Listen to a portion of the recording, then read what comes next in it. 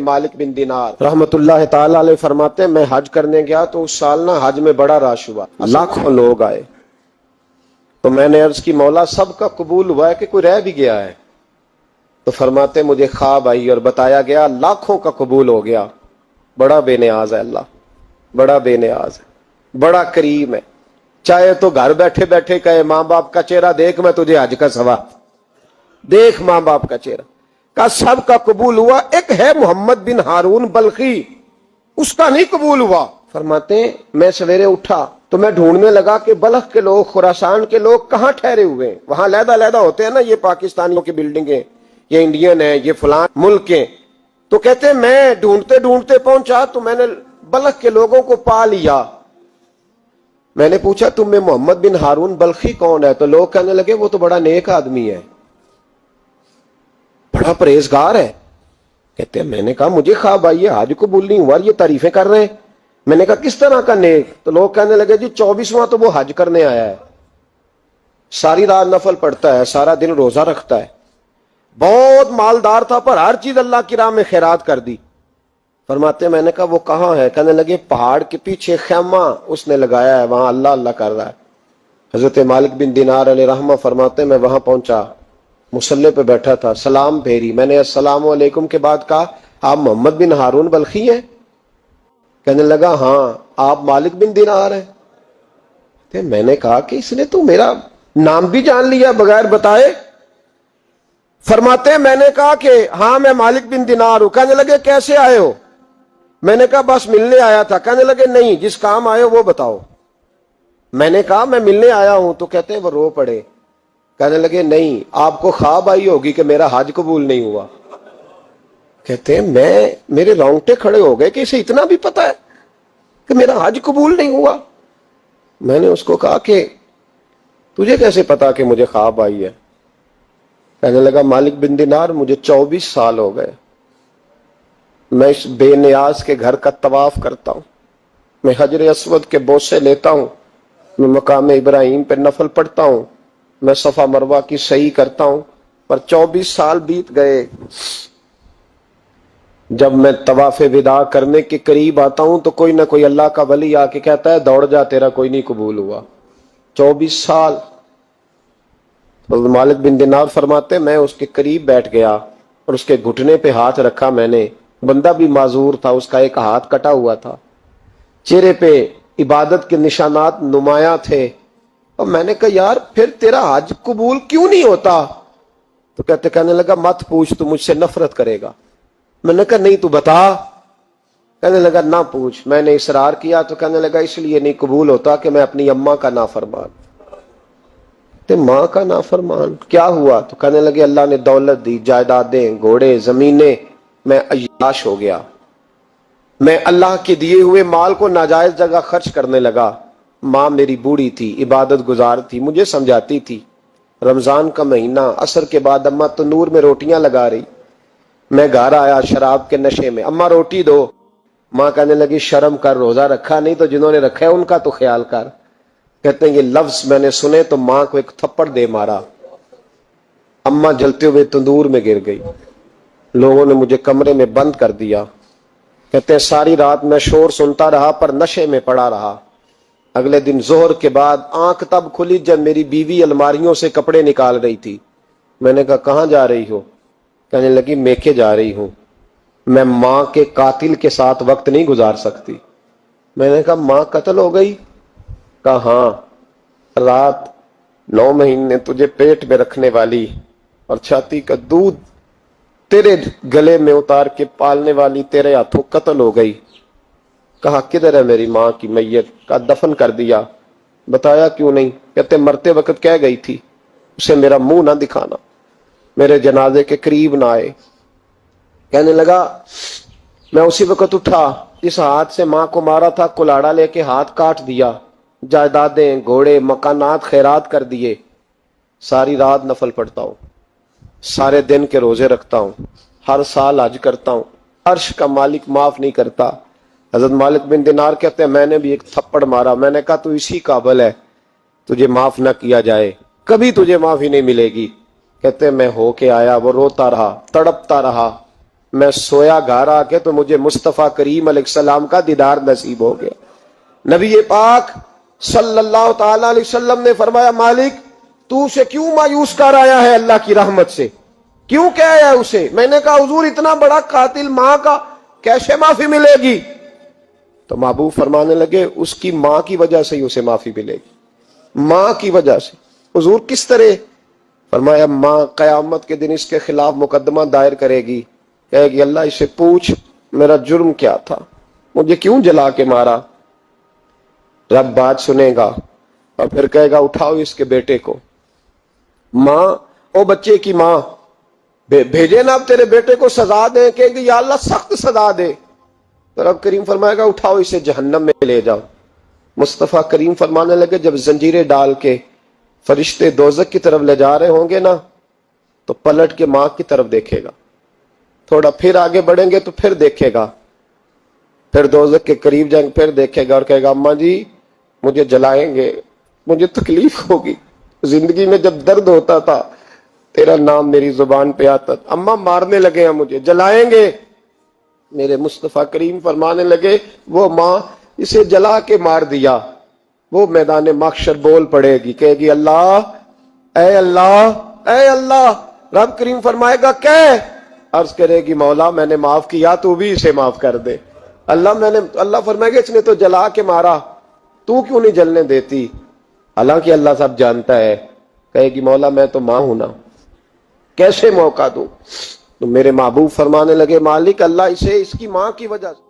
تو عبداللہ بن مبارک فرماتے ہیں فرض حج کر لیا، نفل کرنے جا رہا تھا، 300 دینار پاس تھے، میں پہنچ گیا کوفے تک، وہاں سے جا کر کے کچھ سامان خریدنا تھا، احرام خریدنا تھا، ضرورت کی چیزیں، دوست بھی ساتھ تھے، کہتے ہیں یار میرے جلدی تھک گئے، خریداری کر کے وہ چلے گئے، میں شام تک رکا، بڑا تھک گیا تو سوچا اتنی لمبی چوڑی خریداری کی ہے تو جھیل تھی پاس، میں نے کہا وہاں جا کے ذرا ٹھنڈی ہوا لیتا ہوں۔ کہتے ہیں میں اس طرف گیا، رات کا اندھیرا تھا، مری ہوئی بھینس پڑی تھی، یہ کچھ 700-800 سال پہلے کی بات عرض کر رہا ہوں۔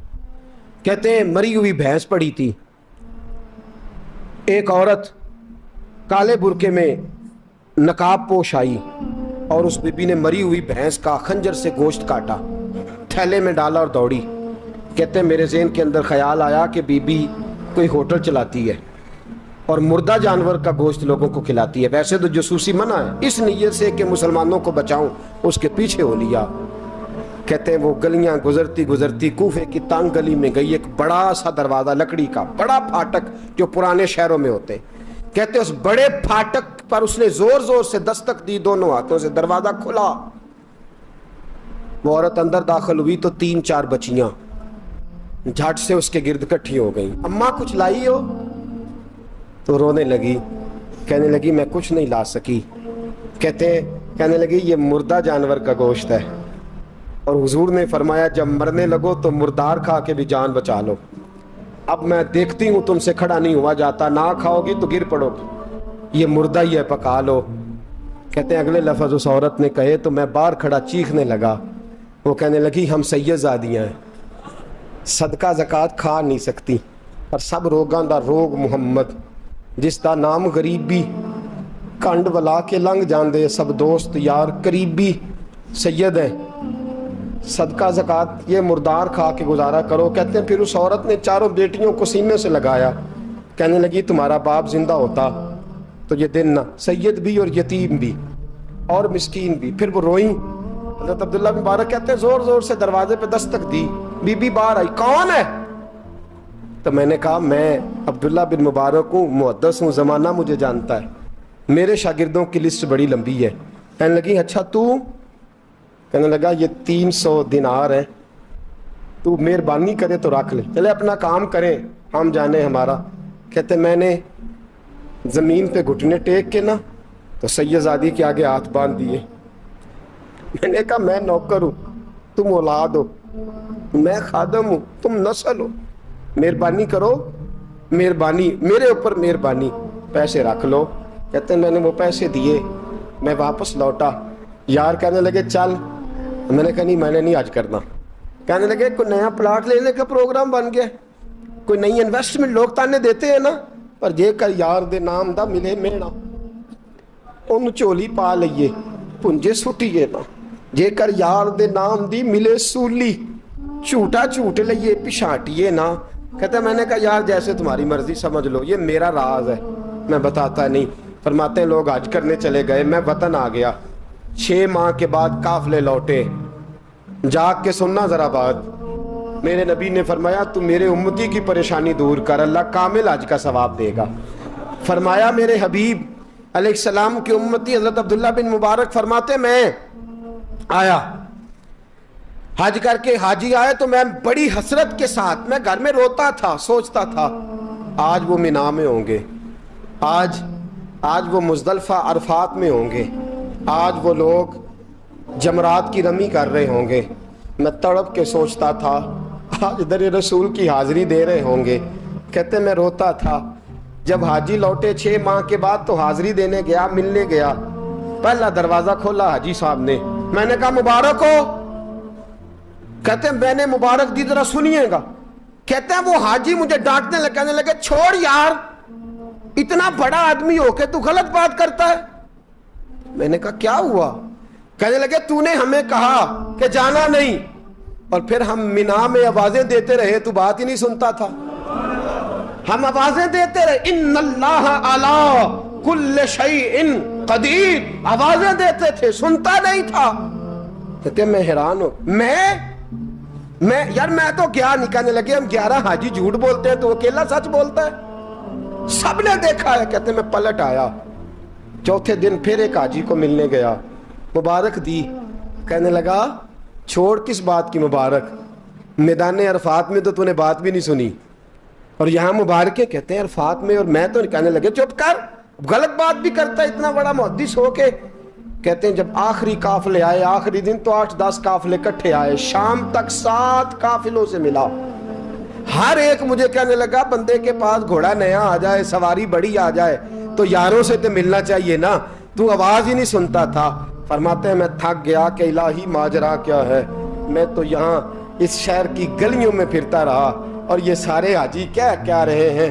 فرماتے ہیں رات کو حضرت ربیع بن اسلم, وہ بہت بڑے بزرگ محدث تھے, وہ بھی حج کرنے گئے, دروازے پہ دستک دی, باہر آئے تو جھگڑنے لگے. کہنے لگے تو نے مجھے کس مشکل میں ڈال دیا ہے؟ میں نے کہا حضور کیا ہوا, کس مشکل میں؟ میں تو کہنے لگے چھوڑ یار, عالم تھا تو میں تیری عزت کرتا تھا, تو نے یہ کیا کیا؟ میں نے کہا کیا ہوا؟ کہنے لگے یاد نہیں جب تو روضہ رسول کے سامنے ملا تھا, جب نبی پاک کے مواجہ کے سامنے تو پیسوں والی تھیلی مجھے پکڑا گیا, پکڑ اپنے پیسے. میں تو سنبھالتے تھک گیا ہوں. کہتے ہیں یوں سینے سے پیسے لگائے, گھر آیا, عشاء پڑی تو سو گیا. میں نے کہا یا اللہ عقدہ کھول دے. رات گہری ہوئی, میرے گھر کی دیواریں چمکنے لگیں, نور پھیلنے لگا, خوشبو پورے شہر کو معطر کرنے لگی. کہتے ہیں میں نے آنکھ جھپکی تو سامنے اللہ کے رسول تشریف فرما, سامنے محبوب تشریف فرما ہے. خواب میری وچ آیا ماہی, میں اودے گل وچ پا لئیاں باواں, تے ڈر دی ماری اکھ بھی نہ کھولاں, کتے پھر وچھڑ نہ جاواں. فرماتے میں محبوب پاک کی زیارت کی تو نبی پاک علیہ السلام کا دیدار کر کے پھوٹ کے رویا. اب میرا دل تھا حضور بولے, کوئی بات کریں. محبوب بولے, لب کھولے. فرمایا کیا؟ حضور نے فرمایا میں تجھے کتنے اور گواہ بھیجوں کہ تیرا حج ہو گیا ہے؟ میں کتنے گواہ بھیجوں کہ حج تیرا بے پروائی ویکھ سجن دی, جتھے کسے دی پیش نہ جاوے انہیں تاجاں والے در در رولے, منگتے ہیں تخت بٹھاوے, آزم کسے نو کارا مل دئی, کسے نو کارا مل دئی, کوئی کعبے ہو خالی آوے. فرمایا کتنے گواہ بھیجوں کہ حج ہو گیا؟ میرے حبیب نے فرمایا اٹھ کے تھیلی کھول کے گیل لے, تو نے 300 دینار دیے تھے, میں نے 600 کر کے واپس کیے. فرمایا گن. حضرت عبداللہ بن مبارک نے 60 حج فرمائے. اس کے بعد کتنے حج کیے؟ ایک فرض کیا ہوا تھا, 61 ہو گئے. فرماتے ہیں میں بار گیا, اور جب بلایا سرکار نے خود ہی انتظام ہو گئے. فرماتے ہیں بار میرے حبیب نے فرمایا تو آ چاہے نہ آ, رب نے تیرے نام کا فرشتہ بنا دیا ہے جو قیامت تک تیری طرف سے حج کرتا رہے گا. क़यामत तक तेरी तरफ से मिना, मुज़दलिफ़ा, अरफात, जबल रहमत पे आता रहेगा, मेरी बारगाह में दुरूद पढ़ता रहेगा, हाज फरिश्ता करेगा, सवाब अल्लाह तेरे नामा अमाल में लिखेगा। मेरे दोस्तों, मेरे नबी ने फरमाया मेरे उम्मती की एक परेशानी दूर कर, अल्लाह कबूल हज का सवाब अता फरमाएगा। गरीबों का हज है कि नहीं? बोले इशराक चाश्त पढ़, हज है। दो लोगों की सुलह करा, हज है। उलमा की नौकरी कर, एक एक दफा 70-70 हज तुझे मिलेंगे। और मेरे रसूल पाक सल्लल्लाहु अलैहि वसल्लम ने फरमाया सौखा हज है, सामने अब्बा जी हैं, सामने अम्मा जी हैं, बार बार प्यार से देख, बार बार हज कर, बार बार प्यार से देख, और किसी गरीब की मदद कर दे, सड़क पार करा दे, मेडिकल स्टोर से दवाई ला दे, किसी की नौकरी कर दे। बच्चा घर में नहीं, अब्बा जी बीमार हो गए, जा भाग के तू चचा को छोड़ा डॉक्टर तक, तू नेकी कर, अल्लाह तुझे पूरे हज का सवाब अता फरमाएगा। हज बड़े हैं, करने की तैयारी करो। हज का बड़ा मौका हमें मुयस्सर आता है, बस प्रोग्राम बनाऊं। सही मुस्लिम की हदीस, किताब का नाम क्या है, और बड़ी मजबूत हदीस, मेरे नबी पाक सल्लल्लाहु अलैहि वसल्लम फरमाते हैं कुछ लोगों को अल्लाह क़यामत में खड़ा करेगा, और खड़ा करके फरमाएगा चलो जन्नत में जाओ।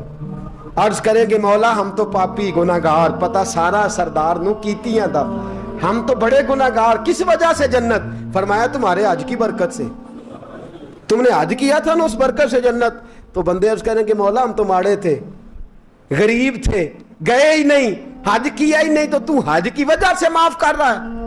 तो रब करीम फरमाएगा जब हाजी जाते थे दिल तड़पता था ना, जब हाजी जाते थे आंखें बरसती थी, जब हाजियों के काफले निकलते थे उस वक्त तुम्हारे दिल में ख्वाहिश पैदा होती थी।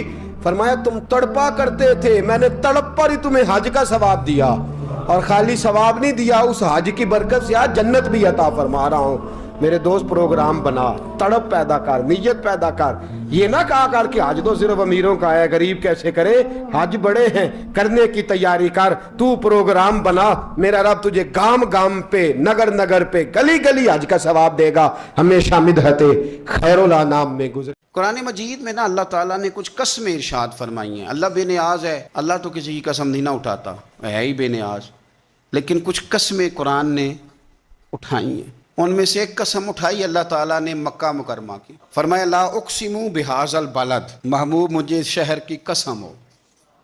क्यों? व अंत हिल्लुम बिहाज़ल बलद, इसलिए कसम हो कि महबूब आप इस शहर में जलवा फरमा है। अल्लाह ने कसम उठाई। हरमैन शरीफैन मक्का मुकरमा और मदीना तैयबा ये अज़मतों वाली जगह हैं, इन जगहों को अल्लाह ने शानें अता फरमाई, इनको अल्लाह ने मर्तबे और मकाम अता फरमाए, इनको अल्लाह तबारक व तआला ने बड़े एजाज़ात से नवाजा। हज नहीं हो रहा इस दफ़ा, दुनिया से ज़्यादा लोग नहीं जा रहे। चाहिए तो ये था कि लोग बड़ा शौक़ पैदा करते, ज़हन के अंदर ख्याल आता कि मैं अपनी तड़प को बढ़ाऊँ, लोग रोते दुआएं मांगते, लेकिन हम कहते हैं खैर साल अगले साल चले जाएंगे। मेरी तो राय ये है कि ये जो इस दफ़ा हज उम्रा कुछ अरसे के लिए नहीं हो रहा, तो अल्लाह ताला हमारी तड़प बढ़ाना चाहता है, ज़ौक़ बढ़े, शौक़ बढ़े। खाना काबा के फ़ज़ाइल पढ़ें, मदीना तय्यबा की अज़मत को सोचें, नातें सुने, वो ज़ौक़ जो ख़ास कैफियत है उसको पैदा करें। नबी पाक सल्लल्लाहु अलैहि वसल्लम ने जो हमें फ़जीलतें बयान की ना मक्का मुकरमा की और मदीना तय्यबा की, उसकी हिकमत भी ये है कि हमारे दिल में शौक़ पैदा हो कि हमने उस जगह जाना है, हमारे दिल में तड़प पैदा हो, ज़ौक़ आए हमें। देखें नबी पाक अलैहिस्सलाम ने फरमाया जो नमाज तुम अपने घर के अंदर पढ़ोगे, एक नमाज का अल्लाह तुम्हें सवाब देगा, जमात के साथ पढ़ोगे तो 27 नमाजों का सवाब, लेकिन फरमाया वही नमाज अगर तुम मेरी मस्जिद नबी में आके पढ़ोगे तो अल्लाह 50,000 नमाजों का सवाब अता करेगा, 50,000 नमाजों का। और मदीने वाले हबीब फरमाने लगे वही नमाज अगर तुमने बैतुल्लाह में आके पढ़ी तो नमाज एक होगी, लेकिन रब तुम्हें 1,00,000 नमाज का सवाब अता फरमाएगा। अब ये फजीलत हुजूर ने बयान की, फजीलत देखें, अल्लाह ताला की रहमतें हर जगह बरसती हैं, यहाँ कब बरसेंगी हमें कोई पता नहीं, तकरीर के वक़्त, खुतबे के वक़्त, नमाज के वक़्त, दुआ कब बरसेंगी नहीं पता, लेकिन खानाए काबा का जो मामला है और वहाँ जो रहमत का मामला है, मुल्ला रूमी फरमाते हैं कि खुदा की रहमत अगर तुझे इतनी मिल जाए ना कतरे के बराबर भी, तो समझ ले तेरी दुनिया भी बन गई और तेरी आखिरत भी बन गई। अब मेरे नबी पाक अलैहिस्सलाम की हदीस सुने, हुजूर फरमाते हैं रोजाना بیت اللہ شریف پر اللہ کی 120 رحمتوں کا نزول ہوتا ہے. یا رسول اللہ کس وقت ہوتا ہے؟ فجر کے وقت، ظہر کے وقت، عصر کے وقت، طواف کے وقت، نماز کے وقت. کب؟ تو حضور نے طے کر کے بتایا. فرمایا 120 رحمتیں اللہ خانہ کعبہ پہ نازل فرماتے ہیں. یا رسول اللہ کب؟ فرمایا 60 رحمتیں تو ان پہ برستی ہیں جو بیت اللہ کا طواف کرتے ہیں، اور فرمایا 40 رحمتیں اس پر برستی ہیں جو حرم شریف میں نماز پڑھتا ہے. اور حضور فرماتے ہیں کچھ بھی نہ کرے، بس بیٹھ کے کعبے کی زیارت ہی کر